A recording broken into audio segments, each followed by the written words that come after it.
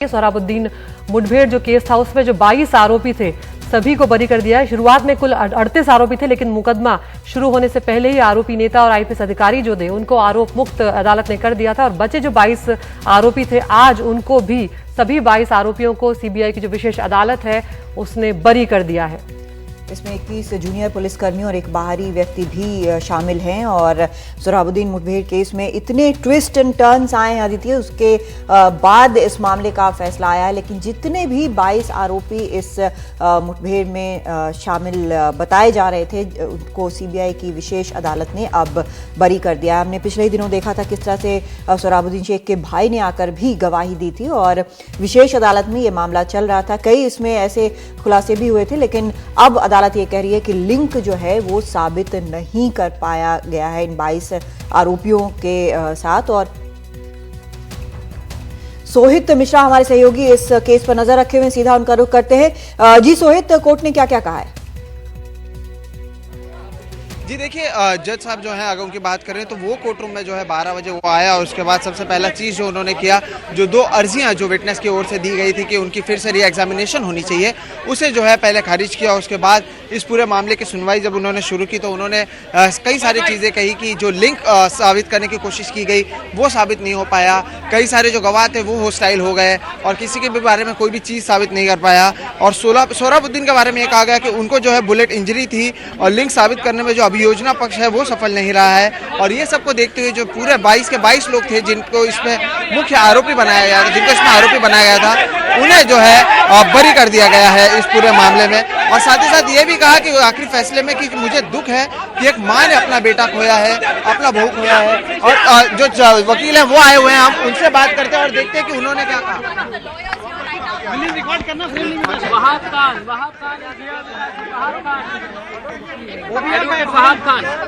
मिलिंद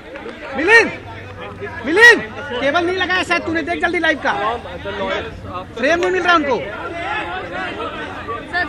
सारे। वहाब खान है। वहाब जी बताइए आज अदालत में क्या हुआ, क्या फैसला जो है जज ने सुना है? सारे 22 मुलजिम जो थे आरोपी, कोर्ट ने सारे मुलजिमिन को 22 बरी कर दिया। All accused are acquitted. किसी के अगेंस्ट में कोई भी चार्ज प्रूव नहीं हुआ, सिद्ध नहीं हुआ। जहां तक सोहराबुद्दीन की हत्या का मामला है, कोर्ट ने ये माना है कि सोहराबुद्दीन की हत्या गोली लगने से हुई है, मगर सोहराबुद्दीन को जो गोली लगी थी वो कोर्ट के सामने मौजूद किसी आरोपी ने चलाई थी या जिस हथियार से चलाया गया वो हथियार आरोपी को अलॉट था, ऐसा कोई पुरावा नहीं आया। तुलसीराम प्रजापति जो है वो बस में तीसरा व्यक्ति था जिसको एब्डक्ट किया गया था, वो भी कोर्ट के सामने सिद्ध नहीं हुआ। तुलसीराम के इनकाउंटर को कोर्ट ने जीनियन इनकाउंटर माना है।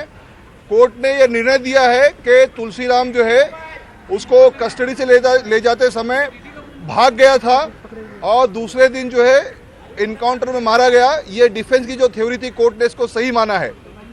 जहां तक कौसर बी का मामला है, इस संदर्भ में प्रोसिक्यूशन ने कोई पुरावा कोर्ट में पेश नहीं किया। जितने विटनेसेस प्रोसिक्यूशन ने एग्जामिन किए थे उसमें मटेरियल विटनेस जो थे हॉस्टाइल हो गए, जिसके लिए प्रोसिक्यूशन जिम्मेदार नहीं है, कोर्ट ने यह भी माना है। और सारे पुरावे 210 गवाह थे, इन सबको देखते हुए कोर्ट ने सारे 22 आरोपियों को इस मुकदमे से बरी कर दिया। क्या आपको लगता है कि जो हॉस्टाइल लोग हुए, 92 लोग जो हॉस्टाइल हुए, क्या वो आपकी जीत के लिए सबसे बड़ी ताकत रही? नहीं, हमारा जो डिफेंस था, हमारा जो बचाव था, हॉस्टाइल एविडेंस के विटनेस पे आधारित नहीं था।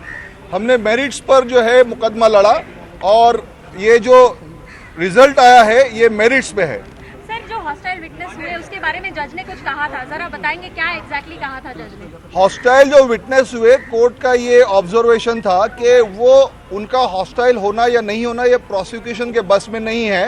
प्रोसिक्यूशन विटनेस पर दबाव या प्रेशर डाल के उनसे गवाही नहीं दिलवा सकता। अब वो हॉस्टाइल हो गए, इस वजह से उनके एविडेंस को कंसीडर नहीं कर सकते और उनको डिस्कार्ड करते हुए कोर्ट ने जो है ये आज फैसला सुनाया है। Thank you.